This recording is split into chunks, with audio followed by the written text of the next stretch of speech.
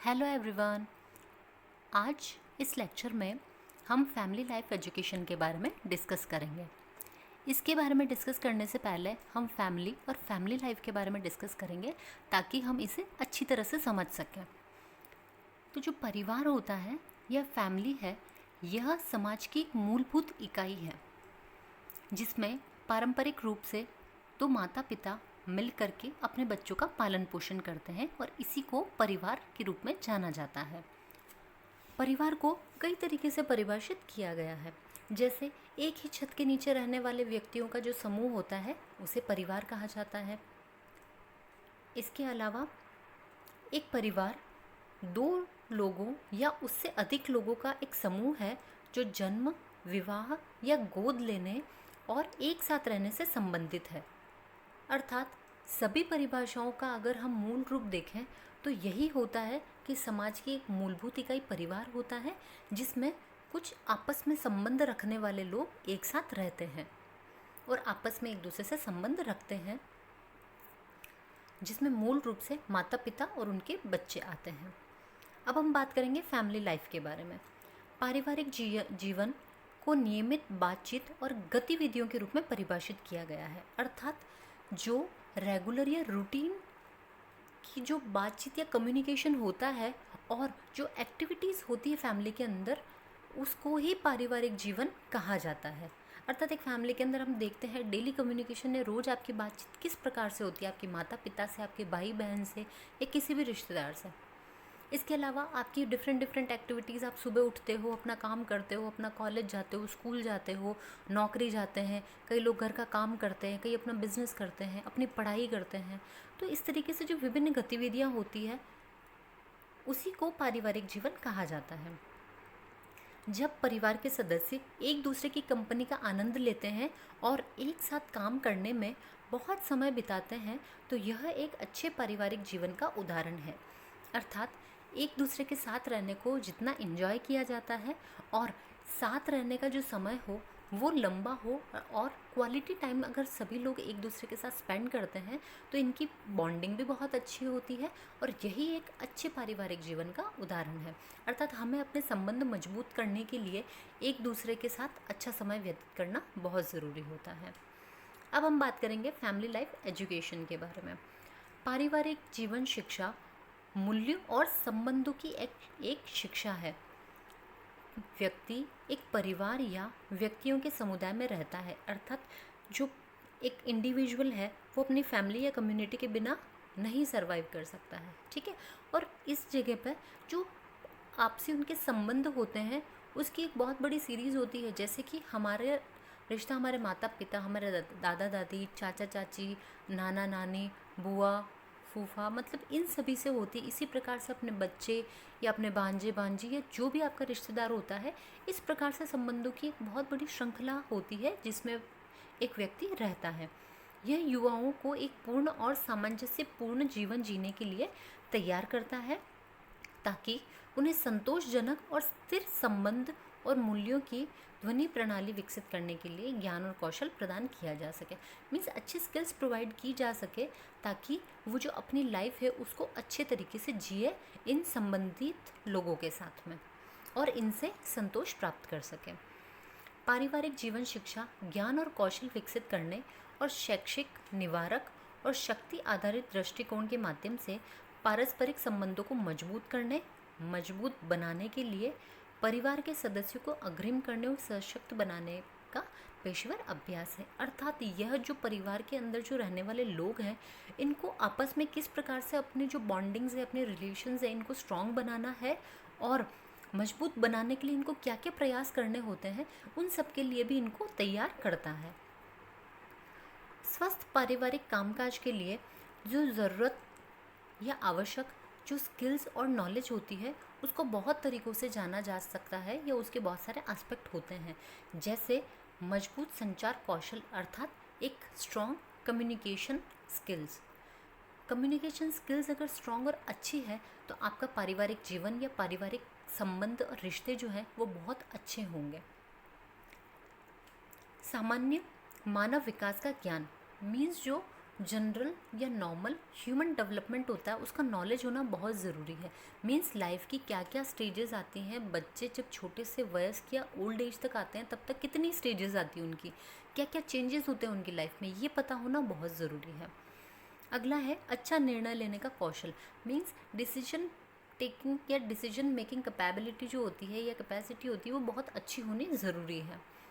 सकारात्मक आत्मसम्मान, positive self esteem बहुत इम्पॉर्टेंट होता है। और इसके अलावा स्वस्थ पारिवारिक संबंध, हेल्दी रिलेशनशिप होना बहुत आवश्यक है। आपसी संबंध अगर मजबूत नहीं होंगे तो परिवार एक नहीं रह पाएगा।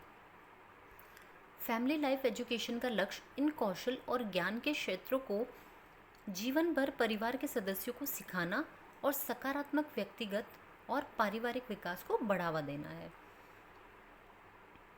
ताकि परिवार बेहतर तरीके से काम कर सके, बेहतर तरीके से अपने संबंधों को सहेज करके रख सके। अब हम बात करेंगे इसके डेफिनेशन के बारे में। पारिवारिक जीवन शिक्षा उन शैक्षिक अवधारणाओं और अनुभवों को बताती है जो परिवार के रहने, व्यक्तिगत संबंधों और यौन विकास के प्रति दृष्टिकोण को प्रभावित करती है। इसका अर्थ बहुत ही आसान है कि पारिवारिक जीवन शिक्षा एक व्यापक और लचीला क्षेत्र है। मीन्स बहुत ही ब्रॉड है और बहुत ही फ्लेक्सिबल है। यह परिवार के कुल विकास मीन्स कंप्लीट डेवलपमेंट और वेलफेयर में योगदान देता है। शारीरिक, मानसिक, भावनात्मक, आर्थिक और आध्यात्मिक, इनको पारिवारिक जीवन शिक्षा की जो एक ही जो रूफ है उसके नीचे ही रखा जाता है या इन सभी को उसमें शामिल किया जाता है। सामाजिक कार्य, समाजशास्त्र, मनोविज्ञान, जीव विज्ञान, शिक्षा, इतिहास सहित कई विषयों में पारिवारिक जीवन शिक्षा की जड़ें हैं। अर्थात यह विषय या यह शिक्षा इन सभी से मिलकर के भी बनी हुई है। पारिवारिक जीवन शिक्षा के उद्देश्य निम्न है, जिसमें पहला है सही प्राथमिकताओं के साथ मूल्यों की ध्वनि प्रणाली को इंगित करने के लिए इसको डेवलप किया गया है। बड़े होने की प्रक्रिया में युवाओं को मदद करने के लिए, अर्थात लाइफ में कौन कौन सी स्टेजेस आती है, कितने चेंजेस आते हैं, क्या क्या डेवलपमेंटल स्टेजेस हैं, माइलस्टोन्स हैं, उन सभी के बारे में बताती है। संतोषजनक और स्थिर संबंध बनाने के लिए जो आवश्यक कौशल होते हैं वो प्रदान करना इसका उद्देश्य है। समस्या छात्रों अर्थात जो प्रॉब्लम है स्टूडेंट्स को, उनको घर और कॉलेज की स्थितियों में बेहतर तरीके से बैलेंस बनाने या समायोजन बनाने के लिए भी ये मदद करती है। पाठ्यक्रम के एक भाग के रूप में स्थापित करने के लिए पारिवारिक जीवन शिक्षा विवाह और व्यावसायिक और जिम्मेदार पितृत्व में एक सार्थक पाठ्यक्रम के रूप में यह मदद करती है। अध्ययन और व्यक्तिगत समस्याओं के लिए स्वास्थ्य एक रेफरल प्रणाली स्थापित करने के लिए, अर्थात अगर हम कहें तो ये काउंसलिंग सेल के रूप में भी है कि अगर किसी को इन सभी प्रॉब्लम्स या पर्सनल प्रॉब्लम की वजह से कोई समस्या है तो वह इससे अपना समाधान प्राप्त कर सकता है। छात्रों, कर्मचारियों और प्रशासन के साथ एक सार्थक रिपोर्ट स्थापित करने के लिए जो कॉलेज और एक समुदाय को इस शब्द के पूर्ण अर्थ के रूप में बनाती है। अब हम बात करेंगे इसके एम्स के बारे में। इसके कुछ एम्स हैं जिनको पूरा करने के लिए इसको बनाया गया है। पहला, पारिवारिक जीवन शिक्षा का उद्देश्य परिवार द्वारा दी गई शिक्षा को विशेष रूप से घर में माता पिता द्वारा पूरक करना है। इसका दूसरा उद्देश्य है बढ़ते हुए किशोरों में एक अच्छा चरित्र या व्यक्तित्व विकसित करना है। अगला, यह युवाओं को एक अच्छा नैतिक और आध्यात्मिक कोड प्रदान करना चाहता है ताकि जो जीवन हो वह स्वस्थ रूप से प्रवाहित किया जा सके या उस स्वस्थ जीवन का निर्वाह किया जा सके। जब भी माता पिता विभिन्न कारणों से अपनी जिम्मेदारियों का निर्वहन करते हैं लेकिन फिर भी कहीं कमी रह जाती है तो पारिवारिक जीवन शिक्षा स्कूल या कॉलेज में इस अंतर को या इस डिफरेंस को बढ़ने का काम करती है। जब भी ज़रूरत हो और संभव हो काउंसलिंग और अन्य माध्यमों से अभिभावक शिक्षा प्राप्त कर सकते हैं, अर्थात जो पेरेंट्स होता है उनको भी इससे गाइडेंस प्राप्त होता है।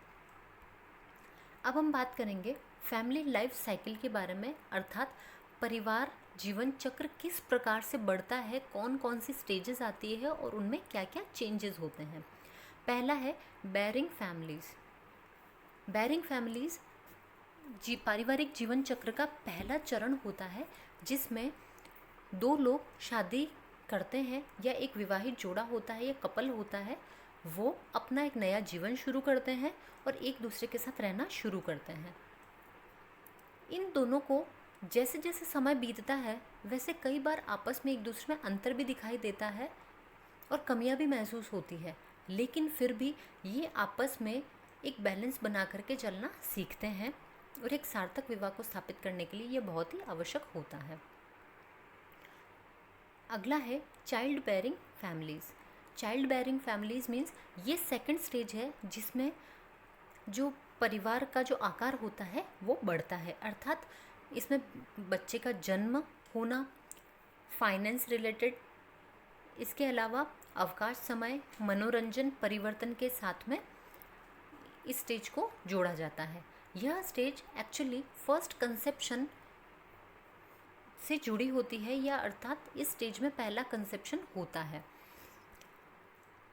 क्योंकि यह चाइल्ड पहले बच्चे के जन्म से जुड़ी हुई स्टेज होती है। तो इसमें जो चाइल्ड केयर होता है या बच्चे की देखभाल होती है वो बहुत ही महत्वपूर्ण एस्पेक्ट होता है।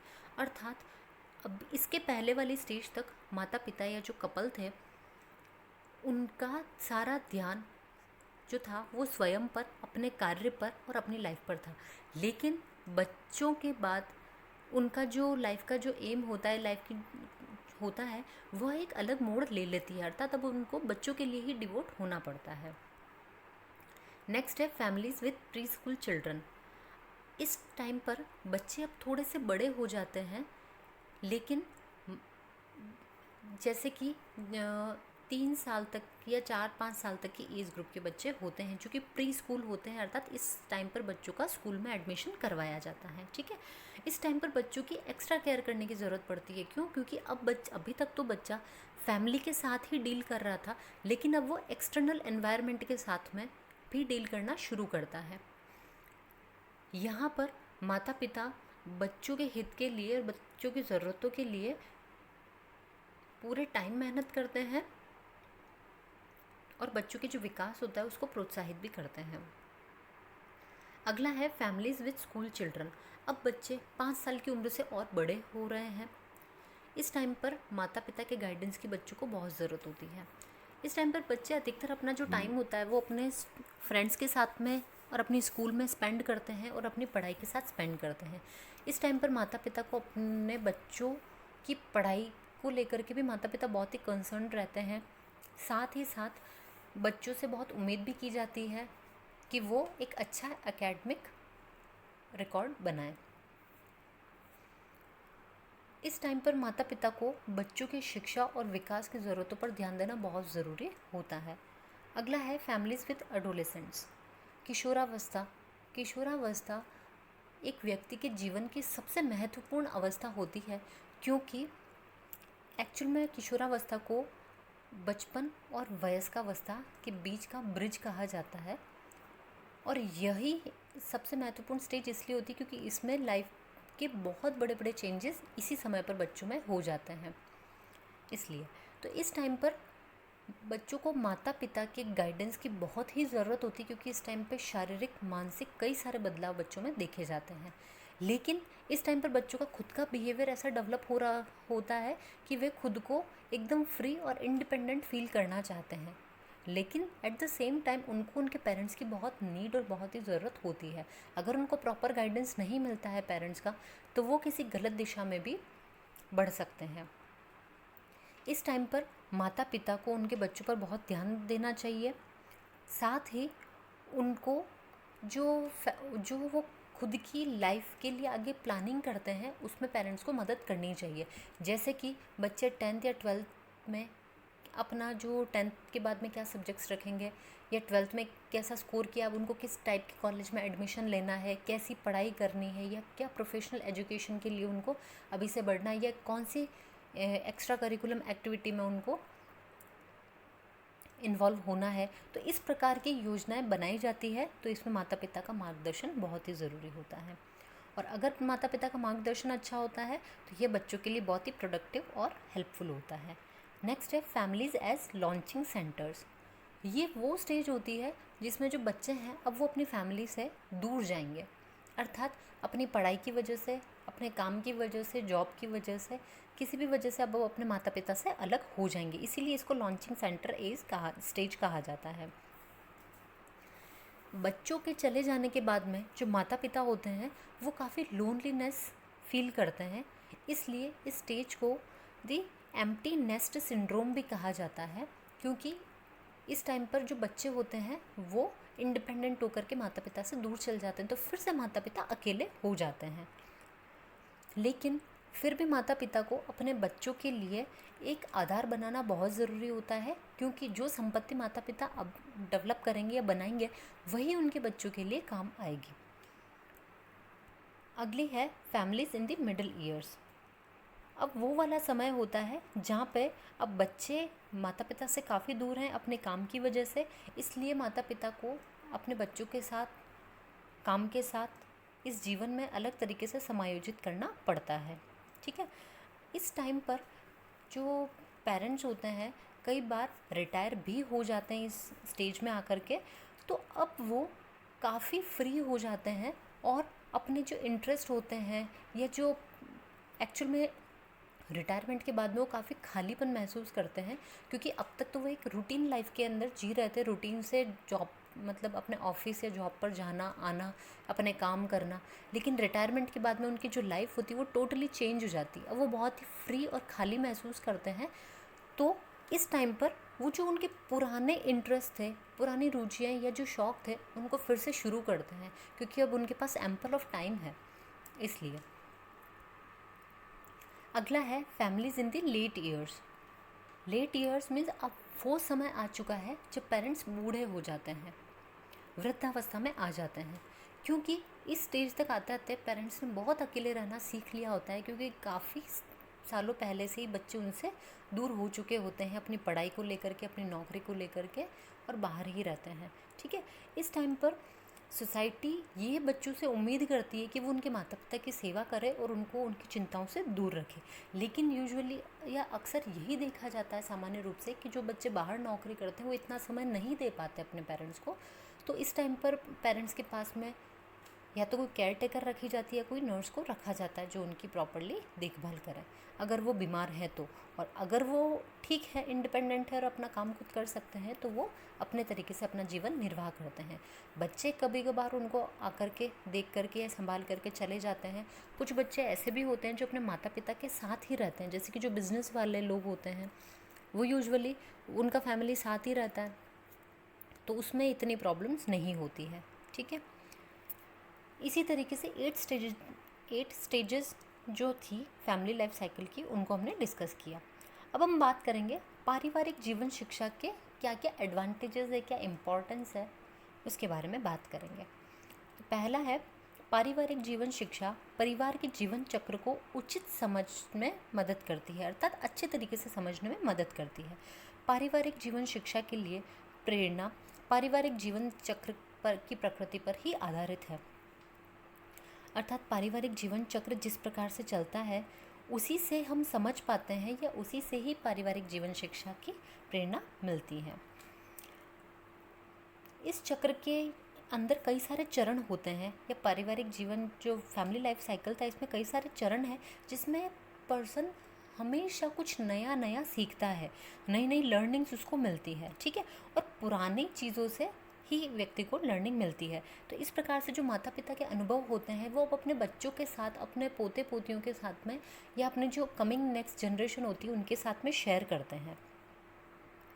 ठीक है, और जब पेरेंट्स रिटायर हो जाते हैं तो अब पुराने टाइम पर जो उनके शौक़ थे उनको वो फिर से डेवलप करते हैं। जैसे किसी को पढ़ना बहुत पसंद है, किसी को डांस बहुत पसंद है, किसी को कहीं घूमना फिरना बहुत पसंद है, किसी को नई नई चीज़ें एक्सप्लोर करना पसंद है, तो उन सभी को जो लोग होते हैं वो फिर से रिपीट करना शुरू कर देते हैं। कई लोग ऐसे होते हैं जो डिफरेंट एक्टिविटीज़ में या कुछ धार्मिक संस्थानों में भी लोग जुड़ जाते हैं। सेकंड है पारिवारिक जीवन शिक्षा विशेष रूप से किशोरों के बीच निर्णय लेने के लिए एक निवारक कार्रवाई और ज्ञान के लिए कौशल प्रदान करती है। अर्थात प्रत्येक नई पीढ़ी के बच्चों को स्वास्थ्य चुनौतियों का सामना करना पड़ता है, ठीक है। और लेकिन आजकल के जो स्कूल आयु वर्ग के लोग होते हैं उनका सामना विशेष रूप से बहुत ही चुनौतीपूर्ण होता है, बहुत ही कठिन होता है। बच्चों को कम उम्र में ही उन समस्याओं का या परिस्थितियों का सामना करना पड़ता है, जिसके लिए कई बार वो निर्णय लेने की भी जो कहते हैं ना सक्षम नहीं होते हैं, ठीक है। तो इसके लिए उनको इन जो नॉलेजेबल स्किल्स होती हैं उनकी ज़रूरत पड़ती है, ठीक है। तो वो भी हमारे को इसी के द्वारा मिलती है, फैमिली लाइफ एजुकेशन के द्वारा। कई बार जो एडोलेसेंट होते हैं ये खुद को कुछ नशीली दवाइयों या फिर जो लीकर होता है उसके साथ जोड़ लेते हैं, ठीक है। और कई बार ये अपना खुद का नुकसान भी कर देते हैं, जिसकी वजह से ये इनके जीवन पर गंभीर प्रभाव डाल सकते हैं। तो इस प्रकार से जो फैमिली लाइफ या जो पारिवारिक जीवन शिक्षा है ये बहुत ही महत्वपूर्ण होती है इन सभी इसको समझाने के लिए। पारिवारिक जीवन शिक्षा एक शैक्षिक भूमिका प्रदान करती है, अर्थात पारिवारिक जीवन शिक्षा का कार्य ही लोगों को शिक्षा प्रदान करना, प्रशिक्षण प्रदान करना या चीज़ें समझाना है। इसका कोई एक यूनिवर्सल पैटर्न नहीं है या फैमिलीज़ का कोई यूनिवर्सल पैटर्न नहीं कि बस हर परिवार ऐसा ही चलेगा। हर परिवार की स्थिति, जो साइज़ होता है, आकार होता है, लोग होते हैं, उनका व्यवहार होता है, सब कुछ अलग अलग होता है, ठीक है। इसलिए ये जो पारिवारिक जीवन शिक्षा है ये एक शैक्षिक भूमिका प्रदान करती है। तो सभी लोग अपने अपने तरीके से इससे सीखते हैं और उनको इससे शिक्षा मिलती है, साथ ही वो अपने कार्यों को करने में या फिर संबंध अच्छे से स्थापित करने में संबल होते हैं। अगला है पारिवारिक जीवन शिक्षा एक संकट प्रबंधक के रूप में कार्य करता है। जो किशोरावस्था है ये जैसे कि हमने बताया कि बहुत ही महत्वपूर्ण स्टेज होती है, ठीक है। और इनके अंदर इतना कैलिबर होता है कि ये बहुत कुछ बदलाव कर सकते हैं, ठीक है। ये ऐसे होते हैं जो एक्सपेरिमेंटल होते हैं, अर्थात ये जो स्टेज होती है वो एक्सपेरिमेंटल स्टेज होती है। वो अपने जीवन के साथ में बहुत सारे प्रयोग कर लेते हैं, एक्सपेरिमेंट्स कर लेते हैं, बहुत ऑप्शंस बना लेते हैं, कई बार ऐसे ऐसे रिस्क उठा लेते हैं, ठीक है। और रिस्क उठाने के बाद में अगर कोई नुकसान होता है तो उससे वो सीखते भी हैं, ठीक है। तो कई बार ये उनकी निराशा या जोखिम का कारण भी बन सकता है, कई बार जो उनको नुकसान भी पहुंच सकता है इस चीज़ से। तो इस तरीके से हमको इस चीज़ से बचाने में यह पारिवारिक जीवन शिक्षा बहुत ही महत्वपूर्ण भूमिका प्रदान करती है। अगला है पारिवारिक जीवन शिक्षा परिवार की संरचना और कार्यों को बदलने के साथ किसी की अपनी भूमिका को समझने में भी मदद करती है। अधिकांश समाजों में सामाजिक परिवर्तन की दर को वयस्क परिवार के सदस्यों की भूमिका को फिर से परिभाषित करने की आवश्यकता है। जहां परंपराओं ने एक बार परिवार के व्यवहार के मानदंडों को स्थापित किया था, अब माता पिता को उनकी भूमिका को फिर से जांचने और पारिवारिक संरचनाओं और कार्यों को बदलने की मांगों को समायोजित करने की चुनौती दी जा रही है। अर्थात यह परिवार की संरचना और उनके जो कार्य उनको बदलने में मतलब हमें कहाँ चेंज करने की ज़रूरत है, कहाँ कहाँ पे चेंजेस रिक्वायर्ड हैं, उनको समझने में भी अपनी में एक महत्वपूर्ण भूमिका प्रदान करती है, ताकि लोग जो है अच्छी तरीके से अपना जीवन निर्वाह कर सकें। इस प्रकार आज के इस लेक्चर में हमने फैमिली लाइफ एजुकेशन के बारे में डिटेल में डिस्कस किया है। इसी के साथ आज का हमारा ये लेक्चर ख़त्म होता है। Thank you.